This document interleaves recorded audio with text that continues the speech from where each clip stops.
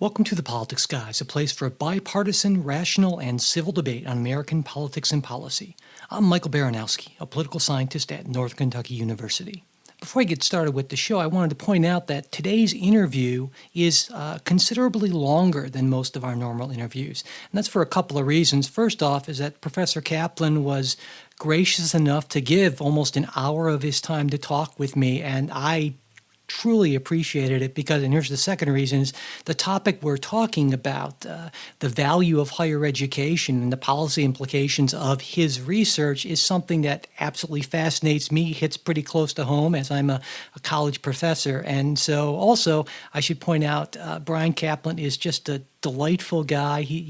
As a libertarian, he and I don't necessarily agree on some issues, but he was so much fun to have on the show. I enjoyed our conversation here even more than our conversation we had a while ago about his previous book on the myth of the rational voter, which is also great as well. I'll put a link to that in the show notes. So without any further ado, my talk with Professor Bryan Caplan. My guest today is Bryan Caplan, a professor of economics at George Mason University and a blogger at Econ Law. Professor Caplan is the author of multiple books, including The Myth of the Rational Voter, which he and I talked about on the show back in November of 2016, Selfish Reasons to Have More Kids, and his latest book, which may be his most controversial and contrarian book yet, which is saying a lot, The Case Against Education: Why the Education System is a Waste of Time and Money. Dr. Caplan, welcome to the show. Thanks a lot for having me back. You know, the United States spends a ton of money on higher education. I mean, students, their families, they make oftentimes enormous sacrifices, take on heavy debt, all in order to get a diploma. And of course, all of this private activity is actively aided by government, by things like grants and low interest loans to basically encourage more of this behavior.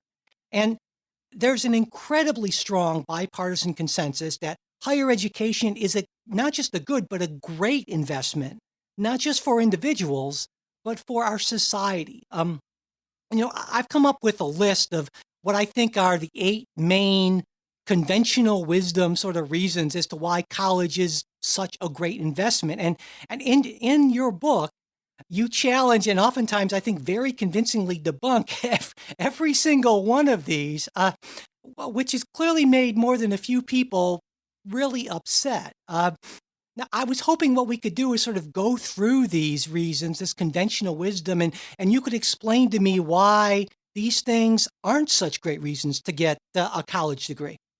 Let's roll then. All right. So here's my list of conventional reasons why college is a great investment. Number 1, college is a great investment because it teaches you important things. What do you think about that? Right. Well, a few important things maybe, but given that you're spending 4, 5, or 6 years there, it's just not that much. So, like here we can go and just take a look and see how much the college graduates know about a bunch of subjects they're supposed to study for years. So if you do, history or civics or science or foreign language, almost every college has a foreign language requirement. Yeah, you'll find that people who are college graduates still know what would seem to be next to nothing about these subjects. For literacy and numeracy, you will see that college graduates do fairly well. Although given they're college graduates, you might think they would universally do great, and that's not true. There's plenty of college graduates whose literacy and numeracy is mediocre.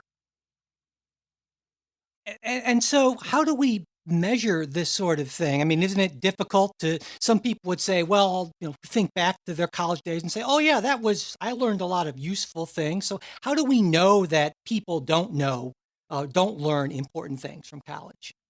Right. Well, so the best thing to do is to actually test people in adulthood. So after they're done with school, because this gives us a way of finding out how much do people actually retain. It's possible that people know a lot on the day of the final exam and then just forget it. Although, since we're both professors and we both grade exams, we know that's often not true. Yeah. But in any case, what I suggest is, the best way to put an upper bound on how much people learn in school is to see how much they know in adulthood. And again, so there's something called the National Assessment of Adult Literacy that the federal government has done a couple times, where they're basically testing adult literacy and numeracy. And then there's a bunch of nationally representative tests of all those other subjects I mentioned. So you've got so history, civics, science. And then for the foreign language knowledge, this one, I don't know of any actual national tests, but there's self-reported numbers where under 1% of Americans even claim to have learned to speak a foreign language very well in school, and that's claims. So of course, people tend to overestimate themselves when you just say, "Are you good at this?" "Oh yeah, I'm really good." Um, so put all that together, and it's a pretty bleak picture of how much retained knowledge people have from school. And again, notice this is an upper bound because this doesn't rule out the possibility that people could have learned some of this stuff outside of school.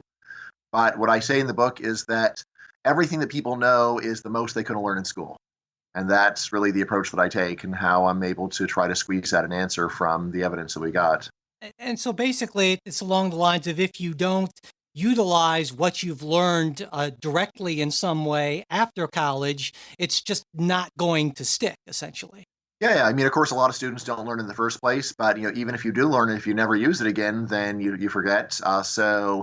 Tiger Mom Amy Chua has a line that I really like that I quote in the book where she says, well, she's quoting somebody else, but every day you don't practice is a day you get worse. Right? It's true for piano, it's true for Spanish, it's true for history, it's true for everything. So unless you use it on the job or you have an enthusiastic hobby of say Shakespeare, then what you learn is going to slip away and you'll fall through your fingers like sand. Right. And the larger point I would guess of this is that students spend an awful lot of time and money ostensibly learning these things, and yet there's no real long-term effects. And so there's yeah, or very small yeah. Is the fair thing to say. And so I would guess in economist term, there's this huge opportunity cost. They could be doing something else with their time, right? Yeah, absolutely. For a lot of people, admittedly, the opportunity cost would be leisure. But I have this argument with my friend Tyler Cowan where he says, "Well, sure, people learn almost no foreign language in school, but I don't see that their opportunity cost is very high." And I said, if someone just burst into your house and say, "You know what you're going to do for the next 3 years? Learn a foreign language that you're never going to use again," would you consider that to be a low opportunity cost? It's just this cavalier attitude that like students' lives and their time is not important. That, of course, is endemic through the education system. Like they're just kids. What does it matter if they have to spend 1,000 hours doing something boring and miserable that they're never going to use again? Right? And this is where I'll say, well, it matters as much as for any other human being. So like you wouldn't like it if someone did that to you. Yeah, definitely. Well, okay, so the fallback position here and is even if college doesn't teach us these important kind of discrete facts that we carry with us throughout life, and certainly when I think back on my college career, there are a lot of things I don't remember for certain, but what I like to think, and I think what a lot of professors like to think is, okay, fine, but college teaches you how to think, critical thinking skills, and so these are things that, especially, you hear from people in the liberal arts who say, "Well, this will teach you to be a better thinker," and that's a valuable thing. Right. You know who else does this is economists, which is funny because economists normally have nothing but contempt for psychology. I mean, like in graduate school, how many times did I hear economists go, "Well, that's what they say over in psychology." Yeah. But anyway, this is where suddenly economists become armchair psychologists and say, "Yeah, well, even though you don't remember anything you're tested on, presumably there's another invisible, untested benefit that everybody's getting." So anyway, this is something where it is indeed studied by people in the field of educational psychology. And what I learned when I delved into this is that they've been working on this for 100 years, and they're ultra pessimistic about it. So, they've been doing lots of experiments and other kinds of approaches to the question just to see, does studying one thing make you better at everything? To what extent do people actually take, if you take a class called critical thinking, to what extent does this improve your critical thinking outside of the classroom? And, the answer is they find it very hard to find much of an effect. It seems like teaching is actually highly specific. And the odds that you would go and become a better thinker and then apply that on a totally different kind of problem is just very unlikely. So the way that these experiments are usually set up is you just test people, one thing or not, randomly assigned to learn one thing or not, And then you go and give both groups a second question, which is closely related to the thing that half the people were taught in the first part of the experiment, and to see whether they improve.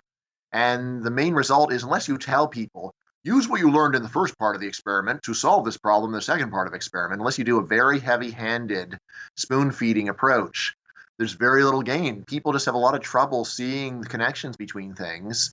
And of course, this is all assuming they remember anyway, which is also generally a pretty heroic assumption. Now, and this isn't just ordinary students. This is even true, right, for graduate students, people who you Yeah, would yeah.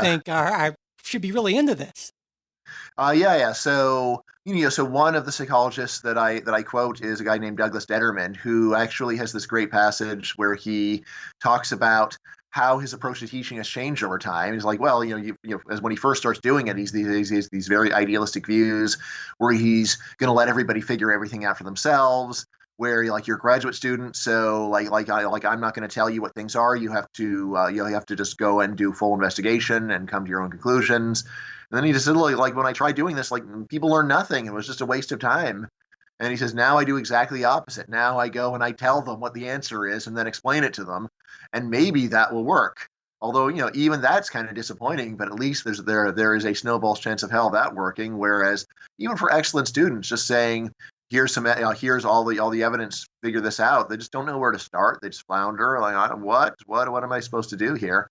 Right. And, again, really the difference between the, great students and average ones is great students learn the material. Right. And presumably, I would guess there would also be this fade out effect with teaching you how to think as well, just like we saw with discrete knowledge. Yeah. Yeah, I mean, there's fade out, and a lot of it is very specific. So, there is a very good meta-analysis of the teaching of critical thinking in college, where, there's plenty of evidence that on the final exam of a critical thinking class, you go and you answer the questions in the final exam better than you would have at the beginning of the class. But that doesn't mean that you would be using that critical thinking in any other class, right? Much less that you would retain it after graduation. And all of these are things where it's easy to just say, well, clearly, if you know it on the final exam, then it's changed your life. Like, no, it doesn't mean that it's changed your life. It might not even change your performance in any other class. I mean, a lot of what's going on is that people say, well, on a critical thinking exam, then I need to do this critical thinky stuff. But this doesn't mean they're going to be doing in other classes, and generally not much evidence of that people would. So, like I do cite this one study of, the generalization of statistics outside of a statistics class. So, this was a really nice experiment because they basically they called people up and asked them a bunch of questions about sports, even though the people called were all in a statistics class, right? And then some were called at the beginning of the class, some were called at the end, but the surveyors never mentioned that the survey had anything to do with the class because they didn't want to to make them think, oh wait, this is given to people in my stats class, so I should use stats. So this class, they did find a modest improvement between the beginning and the end of the semester. Although notice that they're doing this in like the last couple of weeks of the class. They're not doing it years later, where like very little reason to be optimistic that people would be applying stats to sports years after the class is done. Right. Well, let me try to fall back on this. Well, what I like to think as a political scientist, I teach American government, American politics, and I like to think that students at least come away from my class with an understanding that politics and government is more complex than they might have thought, and so therefore they'll come away with a certain higher level of humility and a greater appreciation for this, and not be so quick to jump to conclusions. Am I grasping at straws here, or is there any reason for me to be optimistic about this? I mean, maybe you're the best teacher in the world, and so you accomplish these things. Only you know that. We can't trust the students. How would they know their teacher is great? But seriously, I don't know of any psychological studies specifically on this question that you're asking, but the general point that even that students who know to say this stuff back to you in the final exam, it doesn't mean that they've actually changed their minds in general. And again, I think the reasonable result is, I guess I should ask you. So, on the final exam, how often do you even see that people have learned this lesson? Right. No, that's that's a fair point. I so can't really on the say final, that. step one is to see whether you know it on the day of the final exam. They don't know it then. The day that their knowledge is at its absolute maximum, then they're not going to know it ever again. So like what do you like? How often do you notice students having an appreciation of the complexity of politics or a humility? Yeah, I guess I would say that's not something I necessarily directly measure. I think like most professors, I tend to teach. I tend to grade on content as opposed to development of attitudes and views of government in Right? You, general. you could have you could have an essay question where you just see, do the students ever mention that things are complicated? Interesting. Yeah, I hadn't thought about Right? I that. mean, again, it's not really just a matter of attitude. It's like if you give them a complex question, are they able to go and marshal arguments for two sides and then say that it's difficult? I mean, that's something that you could look for. Yeah, but like in general result from education is if you don't test it, it's not learned.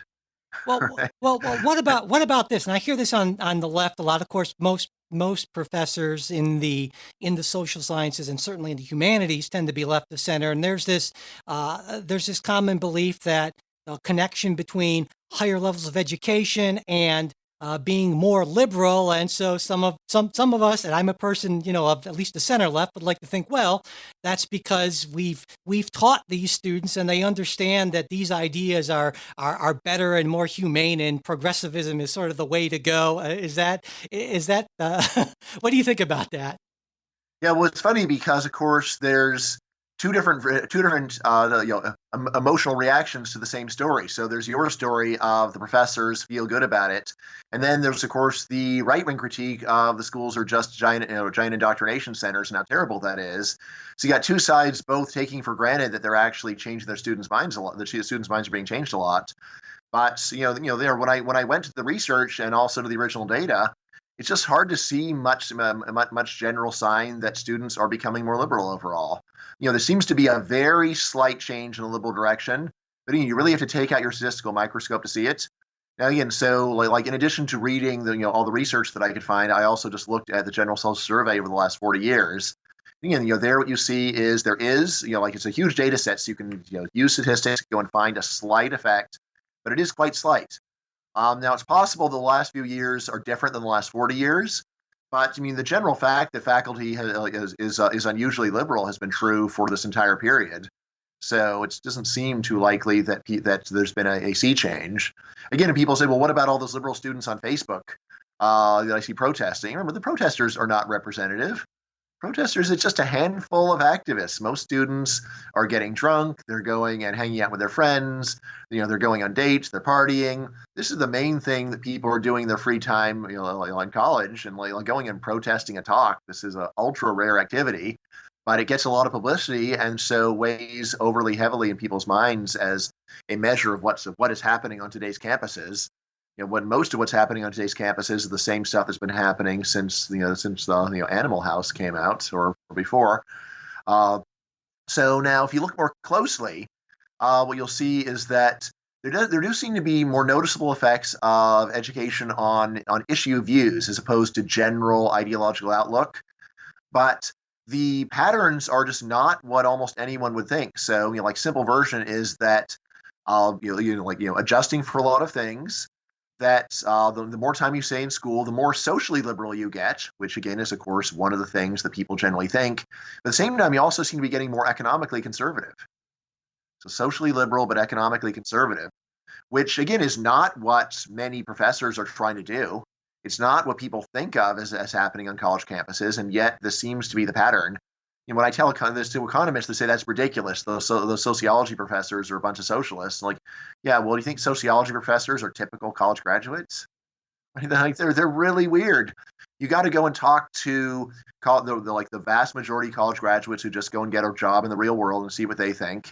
And then you'll see that compared to the general U.S. public, they're economically conservative. They're more in favor of markets, capitalism, globalization, while of course also being more in favor of gay marriage and things like that. So it's this package, right? And then like how can we understand this? What in the world's going on? Well, my preferred story here is that since this doesn't seem like it's anything the professors want to do, and in fact, it seems like the longer you stay in school, the more you become like what your professors want socially, but the opposite of that economically. Then I think the most likely story is that it's peer effects. It's students that are influencing each other. You may say, well, what difference does that make? And this is where I have a big digression on on peer effects versus leadership effects and the social value of the two, or the social effects of the two. So, I mean, think about this. So, it's genuinely true that at least by some measures, college graduates are less religious. So, if a religious kid goes to college, this is going to give him a less religious peer group by at least some measures. And based upon everything we know about human beings, it's probably going to cause him to become less religious to be around so many people that don't share his views, right? And then you say, so, but then is sending people to college a good way to reduce religiosity? Or, like, again, depending upon your view of the value, you can still agree on the mechanism. And what I say is, it's not clear at all, because what this means is that people who don't go to college have, by definition, or just by pure math, then will have an unusually religious subculture. And so while the people that go to college become less religious, the people who don't go then have a peer group that is the offsetting tendency, right? And again, like if you look at the 2016 election, you'll see that for the first time in a long time, at least, there was a big voting gap based on education. But again, like this means is that Trump did extremely well among non-college people, and non-college people are peer pressuring each other in the same way that college people are peer pressuring each other. What's the net effect of the social segregation that we have from college? And again, it's not at all clear that Trump would have done better in a world where fewer people went to college, because then there would be more people that didn't agree with him that would be mingling with the people that were his typical voters now. So it's really complicated, actually. So which goes back to how you're teaching your students a good lesson, which is things are complicated. Yeah, exactly. Well, yeah, I've always been personally skeptical of this idea that I had any great ability to mold minds. I mean, just looking out at most of my classes, and I don't think this is atypical, where there's an incredible wave of boredom and distraction and so forth. And I just, as you make a great point in the book, I think, is that the vast majority of us just simply aren't as engaging and entertaining as the other things that are going on in students' lives. Yeah, and on top of that, just think about how rarely professors even try to reach students at this level. So, meaning, like, if you just were to make a list of things that are not persuasive, start with use a lot of technical jargon when you talk. All right, and yet, what do professors do? Use a lot of technical jargon when they talk. I remember there's this great piece by Noam Chomsky where he's denouncing postmodernism, and he's saying, "Look, we're all leftists here, but you guys are mucking it up for me." Because I talk to people like a human being. I persuade people. You just go and give them a bunch of mumbo jumbo and make them and just alienate people. And like no normal person who would be inclined to left wing views will have any curiosity about politics after they hear a postmodernist ramble on about the decolonization of the life space and this kind of garbage. And it was a great piece. Now, since I don't agree with Chomsky's views, I was sort of cackling with glee and saying, "This is awesome that the people that agree with you are such terrible communicators." But but anyway, regardless of your view about whether or not Chomsky is right or wrong, I thought he made a profound point, which is professors are not talking to people in the way that they would if they wanted to persuade them. Well, let me take another whack at this then. What about the argument that that going to college, that being exposed to all these different courses, almost every school has a set of general education Yeah, sure. requirements, right? It's supposed to make you a better, broader, more well-rounded person, introduce you to ideas, concepts, topics that you never would have seen otherwise. Is there anything to that based on the research? Yes. Well, maybe a little bit, but two things. So first of all, again, just like we can go and measure how much adults know about a topic, we can also measure their interest in different topics. How would you do that? Well, you could just see like how much Shakespeare do adult Americans voluntarily consume, right? And so like in the book, I just go and track down sales numbers for books, best-selling music, and what you see is basically what you'd expect, namely that even American college graduates are Philistines. They just do not have much interest in consuming high culture. So I just say that like even if you give the education system 100% credit for every piece and morsel of high culture that gets consumed in this country, which seems excessive, but even if you do that, the effect of college would just be very small. Now, on the other point of isn't there value in exposing people to things, what I say is a little bit, but again, like it's better to expose people to things where there's a decent chance that it might stick, right? So, and again, I say if you go and look at the actual curriculum, basically we expose people to a list of subjects where almost no one's curious about them, and where there's almost no jobs in them. So it doesn't seem like a very good tasting menu to offer. So again, think about your high school curriculum. It's like, well, you might become a poet or a professional athlete or an artist or a musician or an historian. In other words, you might become a bunch of extreme and absurd pipe dreams that if your kid got into them, you'd be nervous. Like, what's my kid going to do with this stuff? The idea of giving kids a tasting menu of options that are realistic, that seems great to me. So, like I remember the story of a guy named Carl Hess Jr., whose dad was a Goldwater speechwriter. And the story that I heard, I haven't verified it, but anyway, it's such a good story, it should be true. Is that when his son was a young man, the dad went and called up like 20 different friends in 20 different industries and said, "Can my son come and work with you for 2 weeks for each of these?" And the kid just spent like a whole year sampling a bunch of actual life possibilities that are realistic because like the dad knew a bunch of people doing these things, right? And I say, that sounds like a great idea. Yeah, so in the book, I have a chapter on vocational education, and people often get freaked out. It's like a 12-year-old's told, "You will be a plumber. This is your life." Like, like I said, look, it would make great sense to start vocational education with a smorgasbord of different options, just to see, like, here's a bunch of things. Like let's try doing them, see whether you like them, see whether you're good at them, right? And again, of course, when you're selecting those 20 things, I think it is a good idea to come up with 20 realistic options instead of 20 long shots or Hail Mary passes. Right. So it's really, in a sense, I mean, when I think back to my college experience, I went through a bunch of majors and I found political science, and all of a sudden I realized, I'm the light shone down and all that. But I guess Yeah, what you're how did your parents feel about it when you told them you wanted to do political well, science? I started out as a business major, and I think they might have been happier with that. I don't know, but I guess the larger point here then is that it's not this doesn't have any use for some people, but when we do sort of a cost benefit analysis, the resources we're pouring into this for just a few people like me and perhaps you, it's Yeah. just not worth the societal resources. Yeah, I mean, especially when I think people like you and me have more like that, and of course, your listeners almost certainly have a natural curiosity, so they're much more likely to self-educate. So yeah, I mean, I started studying economics for fun in high school, and then it was nice that I could go major in it. Uh, but yeah, I mean, so like there is a point when you just say like, how many dollars do we have to spend per student to expose them to a subject before we'll say, this is just too much. Like I'm a big opera fan, but still, you say, well, look, if we just expose everyone to opera, a few of them would like it. And like, all right, I guess a few, but how many millions of dollars of taxpayer money do we need to spend per opera fan created before we'll say, if like they're just going to have to figure it out on their own? Right, right.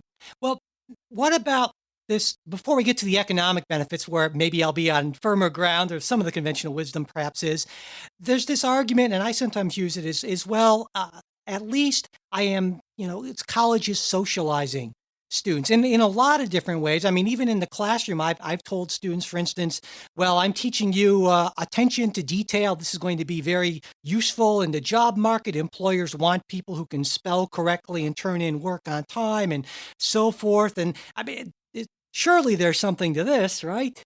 Yeah, I mean, like it makes perfect sense. It's just compared to what? So Aha. again, like like around the world and throughout history, the main alternative to young people being in school or young adults being in school is working. And where else you learn attention to detail and being and showing up on time and that kind of thing? On a job, Yeah. right? So, like if basically if you're comparing school to being home alone in a closet, then school is giving you great socialization. Right. But that's not really the relevant alternative. At least has not been historically.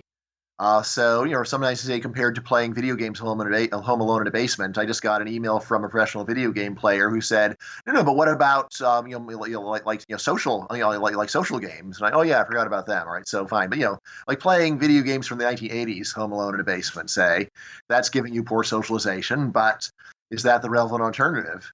Right, of course, right now it might be for one individual, but if there's a whole generational shift to getting people out of school earlier, seems like there will be a big shift towards working earlier as well. So, I mean, again, that's the main thing that I say. And then on top of that, once you realize that we should be comparing the socialization of school to the socialization of work, there's a lot of similarities, but there's also quite a few dissimilarities. One is just for college today, it's so easy. The number of hours you're expected to work. So there's been some great work on the declining work requirements of college since the 1960s. So back in the 60s, college really was a full-time job, at least during session. But now it's the amount of work the kids do total for all kinds of studying, like all academic work, has fallen by about a third. So now, like college really is generally just a big party for kids. Like they're just not expected to do much. I mean, sort of my favorite story is that, so like in high school, kids are getting work very hard these days. So saying like maybe that's actually providing some useful socialization for the world of work. But then most of those kids go to college, and then college blows up all the discipline that was getting taught in high school. Well, okay, so I think the conventional wisdom seems to have largely struck out on a lot of these sort of squishier social, Mm-hmm. benefit. But let's move on to firmer ground, Yeah, sure. economic benefits, and because the single biggest argument I hear, and you hear this from state legislatures, from we have one of our previous college presidents always used to start out commencement speeches about lifetime earnings of college graduates versus non-graduates. So I think that's probably the fundamental hard-nosed economics argument, right? That college and college education is going to significantly increase your earning potential throughout your career. Surely that's indisputable, right? Right. So what I say is, first of all, it is indisputable, but it's not as big as people think because there's a bunch of adjustments that people normally don't make that you totally should make. By the way, I'm impressed that you'd have a university president that would say this because so many people go and say, well, look, Bryan's an economist. He's one of these deluded people who thinks that college is about getting a better job and making more money. And for them, I can always say, well, there's surveys of college students that say that those are almost everybody's top goals as well. So I don't know why you're ganging up on me. But then university president says the same thing. That's interesting. But anyway, so so the main adjustments that need to be made in order to get a realistic estimate of how much the actual financial payoff for the individual is. So first of all, you need to adjust for the initial ability of the students. So people go to college just generally have higher ability than people that don't go to college. So like basically, so it's just the obvious stuff. So people go to college generally are smarter than people who don't go, based upon any test that you can find. And also probably just harder working, things like this. So they start off with a bunch of advantages.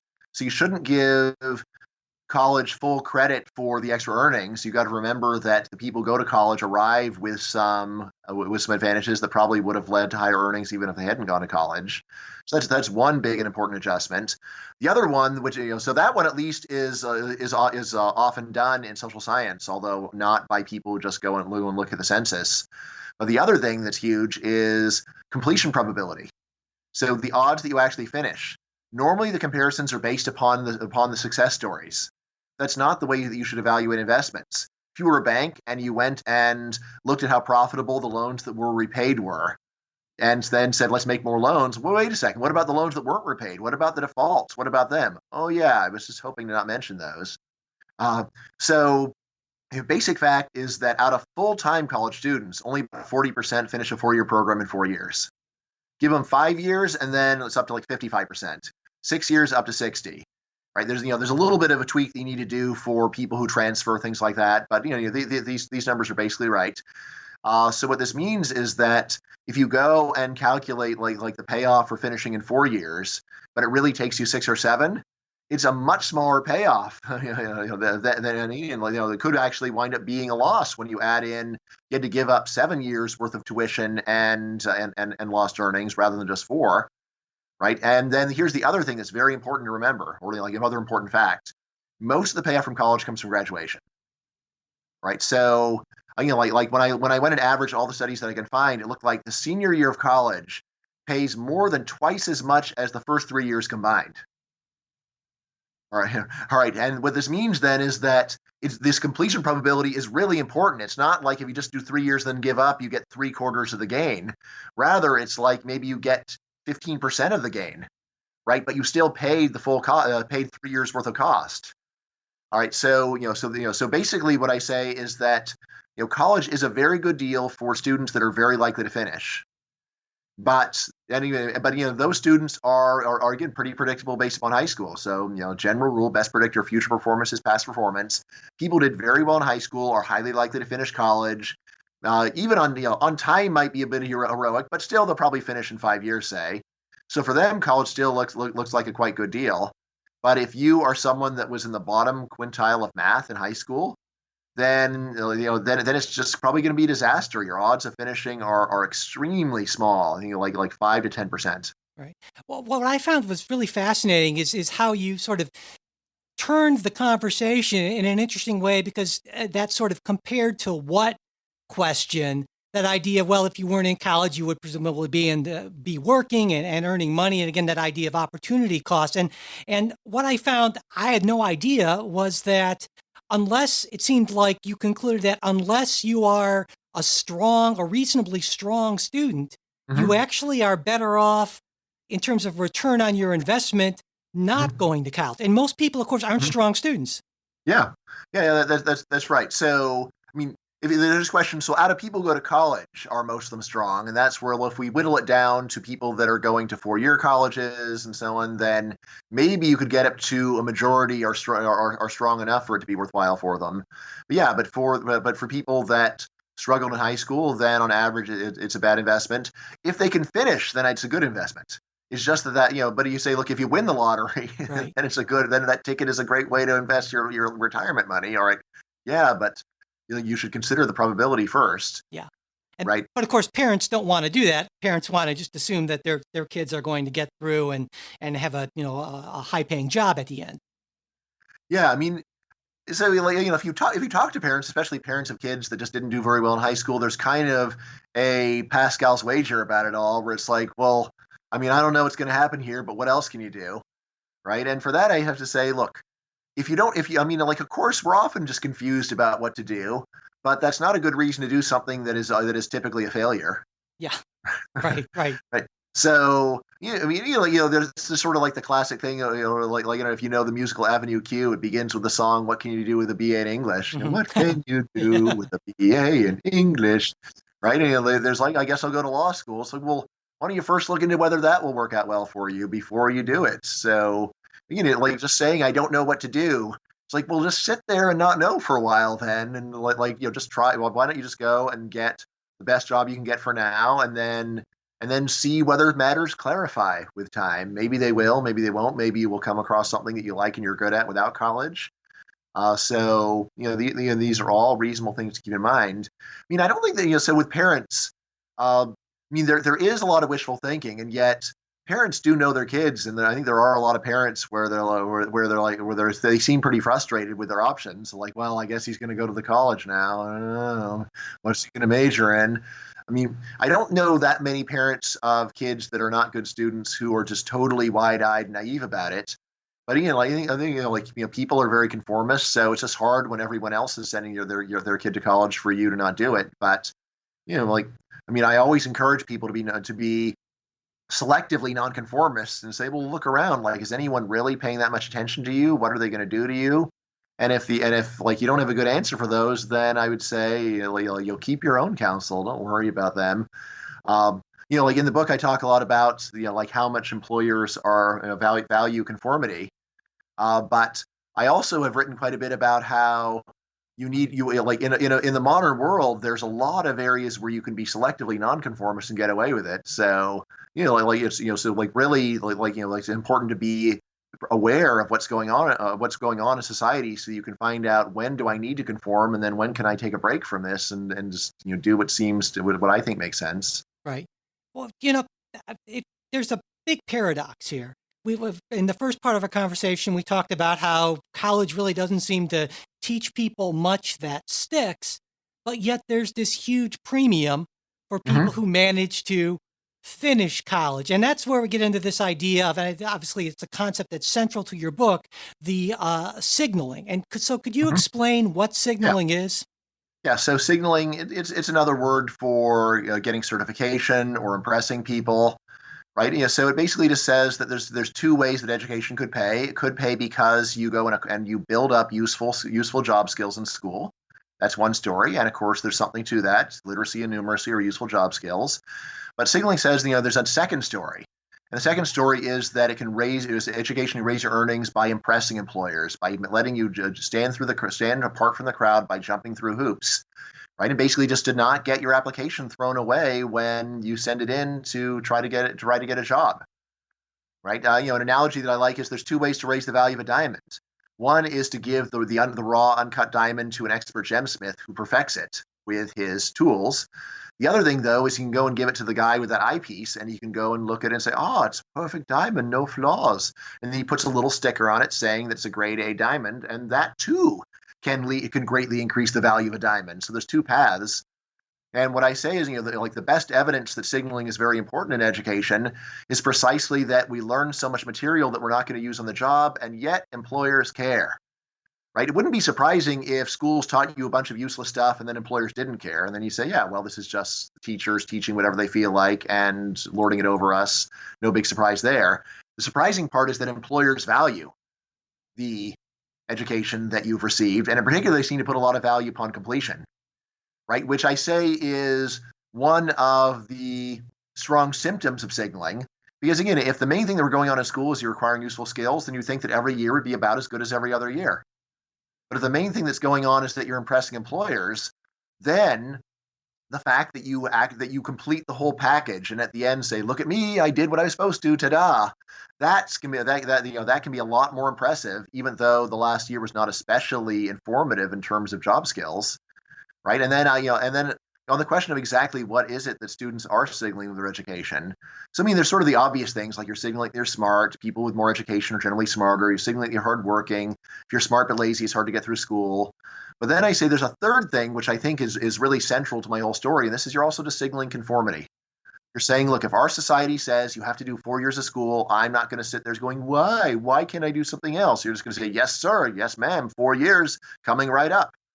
Right. And what's striking is that in countries where they have different cutoffs, like, so like I think in Britain, you've got a 3-year college system. Then in those countries, the third year is the crucial one.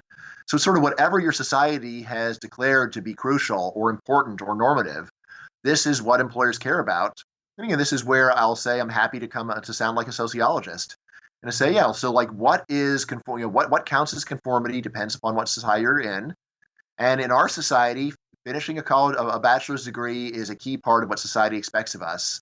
And then it makes a lot of sense that employers give a whole lot of rewards for those because given that is this normal view that you should finish college, a person who stops short and is one class away from finishing, they look defiant. They look perverse.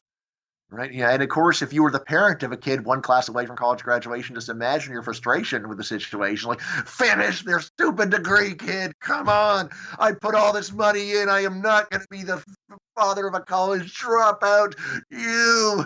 Right. And, like even if parents don't say it, they're thinking it's frustrating because like there's a big reward. Why can't you just bend yourself to finish the one last class? And the kid's like, well, I don't feel like it. Like, you better feel like it, kid. Well, and the frustrating thing, right, about the conformity signaling is that you can demonstrate perhaps some of these other characteristics that employers look for in other ways, but Mm-hmm. there's really no way to opt out of this system and show that you're a conformist because Yeah. it's by definition. Yeah. I mean, like you might be able to find something in certain sub areas, but yeah, in general, if someone comes along with a radical new way to signal conformity and you do it, you don't signal conformity, you signal non-conformity. Right. Now, I should say, you don't think that all of higher education is signaling, but you think Yeah, of course. Yeah, of course not. Of course not. but what percentage do you think is reasonable to think that of higher education is just really a signaling effect? Yeah, so in the book, I spent a lot of time weighing this, and in the end, my preferred number is 80%. Wow. So I'll say 80% of the payoff I say comes from signaling. I mean, I'm happy to admit this is a number that seems high to most people. I do go over several different bodies of evidence about why I think that is why I think that my high number, though admittedly high, still makes sense. I mean, you said, but I'm not married to this number. So in the book, I go and do it that way, which I call the reasonable estimate. I have another one that I call the cautious estimate, and this is where we just say that whatever extra you get from graduation, whatever like bonus you get from graduation, I'd say, well, why don't we? What happens if we just say that's the signaling amount? And that still comes out. That still winds up giving you something like 60% signaling do it that way. So that's still a lot. And then I explore a bunch of other scenarios just to go and satisfy people's curiosity and just say, even if you go down to as little as 1/3 signaling, still this means that like the social value of your education, not the selfish value to you personally, which really doesn't hinge upon the mechanism, but the social value of government encouraging you to get your education, that winds up being quite mediocre. Yeah. And so there's a ton of waste here, pretty Mm-hmm. clearly, even under Yeah. the most optimistic assumptions. So let me throw out a Hail Mary here for Mm-hmm. higher education. Maybe the problem is that education just isn't organized enough. I mean, when I think about how college education is structured, all these electives, all this, this Mm-hmm. kind of smorgasbord of choice for students where they're picking classes based on things like, well, do I want to take a class at 8 o'clock or does it fit into my schedule? I mean, that's nuts. That's not rational that's in one sense, but it's what students do all the time in the real world. And so what I'm wondering is, what about kind of a more holistic approach where if there were a standard, kind of core of ideas and they're not as just isolated courses, but things build on each other, where there's a foundation and a structure. I mean, it seems to me this is how I learn things. And I would guess it's how a lot of people truly learn and build up a base of knowledge. Not only that, but if we adopted some kind of a common approach like this, I could think it could also maybe, provide kind of a common ground, some social cohesion. So maybe the problem is just that we need to reform higher education. What do you think about that? Right. So, I mean, your idea is interesting. I don't know of any evidence that it's true, but it's interesting. I mean, I mean, I'm curious. I kind of want to try it, but idea like that. It's so what you're saying is very different from what almost any of the other education reformers that I've listened to have told me. So I kind of want you one school to do your thing just to see what happens. I guess you might say that St. John's College does Right. does Yeah. what you're saying. So I don't know, so I mean, again, the kids who go there are so unusual in so many ways that I don't know if I wouldn't want to generalize from it. Um, but I mean, so what I would say in term, so like in writing the book, this wasn't my focus, but I read quite a bit about effective pedagogical techniques, and especially what's effective for long run retention. And yeah, so like tons of practice, tons of drill, lots of learning by doing, getting lots of detailed feedback, and then not being tested just once on whether you learn something and then it goes away, but rather knowing that you're going to get tested again and again and again on the same subject. So it sounds kind of like what you're saying might be like that. And if it's like that, then there is evidence saying that those are more effective teaching techniques. I mean, so here's a funny thing is that there's this, there's this great paper, just like going through, like all the evidence on a bunch of different teaching techniques, right? And what one of them finds is that the most effective way for doing well on one test is cramming. The most effective way for actually having long run retention material is the reverse of cramming. It's where you just go and work on it a little bit every day. And then the authors of the piece sit there scratching their heads and saying, but then why is the people do all this cramming instead of the thing that would lead to long run learning? And this is where I'm like, this is a great paper, but have you no common sense at all, people? Students are doing the thing that gets them what they want, and they're not doing the thing that does, and they're not doing the other thing. So the students just want to get to max out their knowledge on the day of the final exam. And if that's all you want to do, cramming is the optimal method, as your own research shows, what I'd say to them. And on the other end, sure, they could go and get much better long-run retention if they would go and take those hours and spread them out over much longer periods, spread it out over a matter of years, but that isn't going to get them what they want, which is the good grade. So not surprising that they don't do it that way.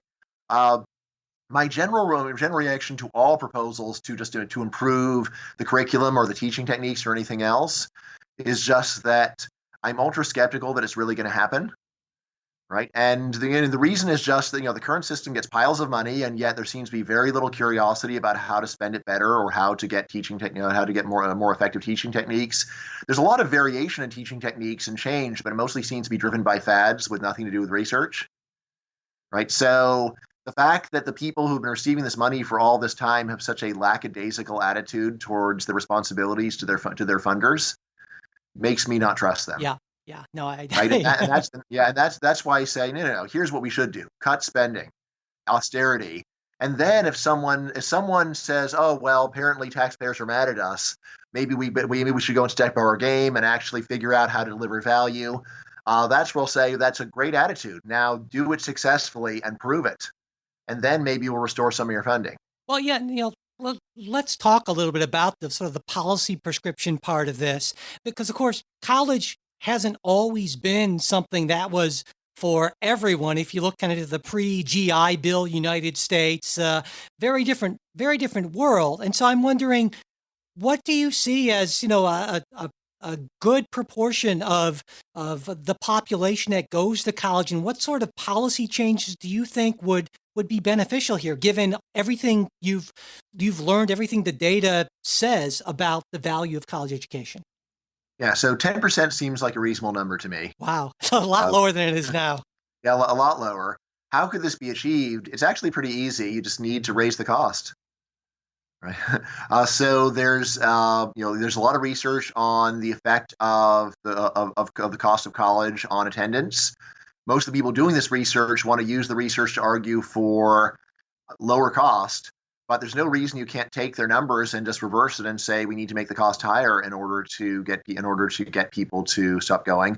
Or again, in general, just lower funding. There's lots of ways that you can go and do it. But again, basically shifting the cost more back onto students and their families, which again like freaks people out because people say, well, this means that like no poor person could ever get a good job again. And I said, no, it doesn't mean that at all, because remember, like the more people that go to college, the more college employers we expect, and as college and as the share of the population with college rises, the main social result is just that employers jack up the educational requirements that you need in order to get the job.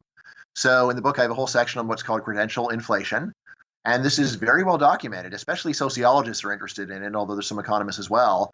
We basically just go and look at how much education do people in different jobs have at different periods in history, and you'll see that there are many jobs now where it's common to have college, where in the past it was not common.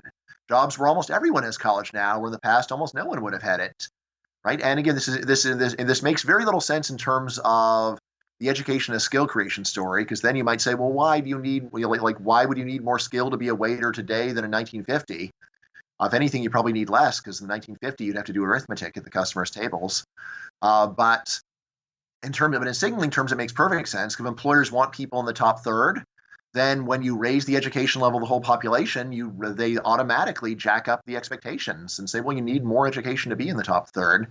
So again, really what I say the result of cutting education spending would be that you could get a good job out of high school once again, as used to be true. Yeah, I found that was a really interesting part of the book, because as a liberal, my first reaction when I read your policy prescription, I thought, well, this is horrible, Mm-hmm. because poor kids who have a lot of potential won't be able to take advantage, won't have the access. Mm-hmm.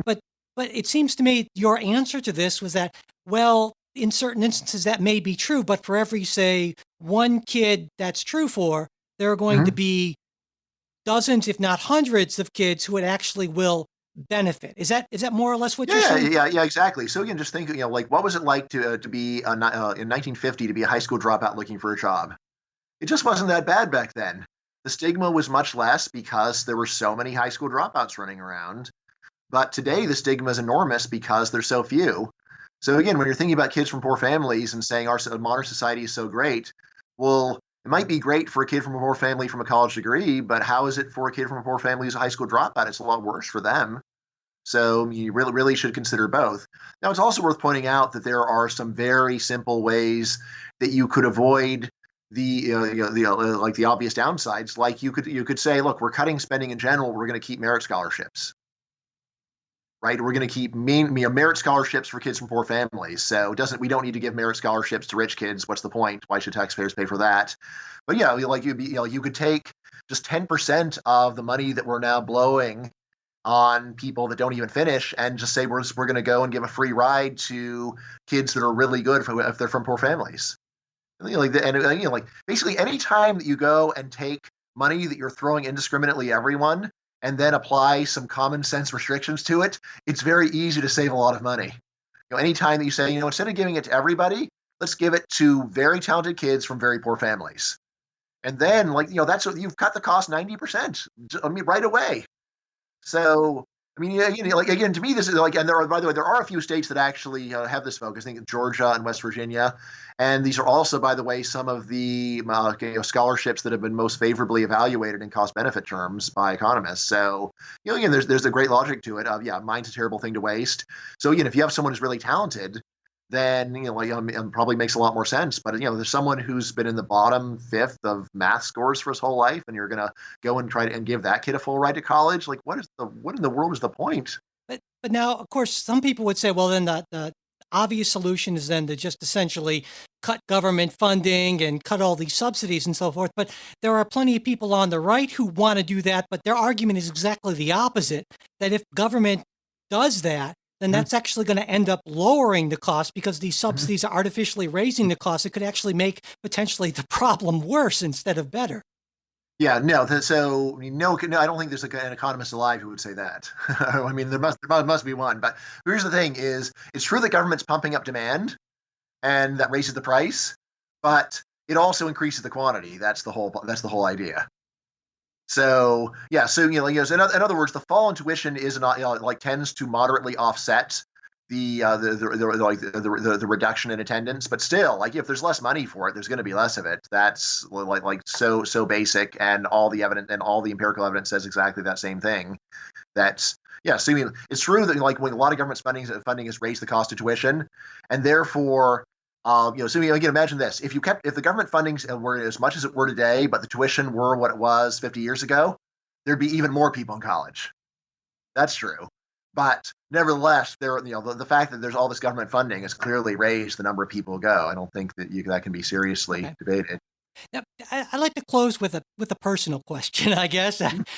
I hate to not ask you this, but given all of this, this book has made me feel really bad, and so I'm wondering, should I feel like some sort of, I don't know, some sort of parasite that as a university professor, I'm not really contributing anything of real value to society? Can you help me out here, please?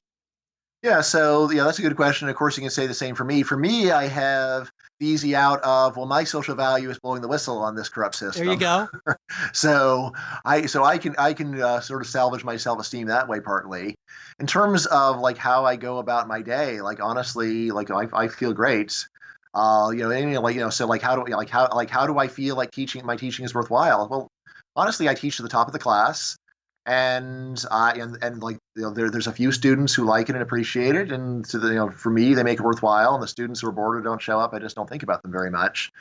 In terms of but even there, I like honestly when I think about myself, I have to say, well, I'd have great social value if people are really going to listen to me, but are they really going to listen to me? I don't know if they will. And that, the main thing that I would say here is that every society has a bunch of jobs that are where like I would just say like they're evil and you shouldn't do them at all. So for me, I am a big open borders person, so I just think that I wouldn't work for ICE. Like I just think what they're doing is terrible. I don't know I don't know your view on that, but anyway, that's my No, I'm view. with you Or there. Yeah. yeah, so anyways, yeah, so there are jobs like that, and then there are just jobs where like they're not really very socially valuable, but like so you're not really doing anything wrong just by doing them. And I think being a college professor is basically like that. Although I do think that if you've got some guild, at least go and when you get a chance, let taxpayers know that they're not getting what they think they're getting out of it. So at least to try to tip the scales there. And in terms of both of my older sons are interested in being professors, right? And like for them, I say it's a great job, and how much are you really contributing to society? Yeah, well, like maybe if we can make a big difference, they like in policy, but like are we going to make this big difference? I don't know. So yeah, I mean, like it is a tough question. I mean, just asking it, of course, puts you in a much higher moral category than all the people who never will wonder, all the people who keep doing it without the slightest sense of shame. I would say that just doing this podcast, I think you've cleared the slate, so you can keep doing your job with a cleared conscience. But those other guys, they ought to they're doing they really ought to take a good hard look in the mirror, Michael. All right. Well, I think that is a great note to end on. I feel better about myself. I appreciate that. Yeah. So with that, Right, and let me just yeah. say that, so, like given what you said about your political views, I really appreciate that you really read the book and just took the argument so fairly. I mean, so honestly, whenever I write, I always just have in mind someone who doesn't agree with me that will at least listen to me, right? And just like calm, just having a calm conversation. This is always what I'm trying to have in my head. And it just really means a lot that someone who disagrees with me on a lot of things would still find it where put in the effort and just have a great conversation. So I really appreciate it. Well, yeah, that's one of the things. And before I close, I just mentioned this. One of the things I really appreciated about the book is it felt to me like you were consciously thinking about all the strongest objections and Hmm. answer. I mean, you go into it's very rigorous in the sense of answering and not just bypassing those objections. And I really appreciated that. It was also the cause of a lot of my frustration because every time I can't tell you how many of my comments were, and then you'd answer that every single one of those buts. And I think that's what makes it such a great book. And I definitely encourage listeners to pick it up. It's well worth reading. Yeah, man, it's only $20 on Amazon, so There can you you go. afford not to buy it? I don't think so. Absolutely. Well, with that, we will close. Bryan Caplan, thank you so much. It's been a pleasure talking with you today. Yeah, likewise, it's been awesome. Thanks a lot. That's it for this episode. Thanks for listening. Support from listeners just like you is what keeps the show going, and we truly do appreciate it. If you're interested in joining our great group of Politics Guys supporters, you can go to politicsguys.com and click on the Patreon or PayPal links you'll see there. And if you want to support the show without spending anything, you can subscribe to the podcast on iTunes, Pocket Cast, Stitcher, or whatever other podcast app you use. Share this episode with your friends and followers, and pass along our new show posts and tweets on Facebook and Twitter. Leaving reviews and ratings on iTunes also helps. If you've got a question, comment, correction, or just a random thought you want to share with us, you can reach us at mail@politicsguys.com. Our Facebook page, where you can message us and where we post things throughout the week, is facebook.com/politicsguyspage. We're also on Twitter @politicsguys. The executive producers of the Politics Guys are Michael Baranowski, Jay Carson, Trey Orndorff, and Bruce Johnson. Today's show was produced by Michael Baranowski. We'll be back with a new show on Saturday. We hope you'll join us.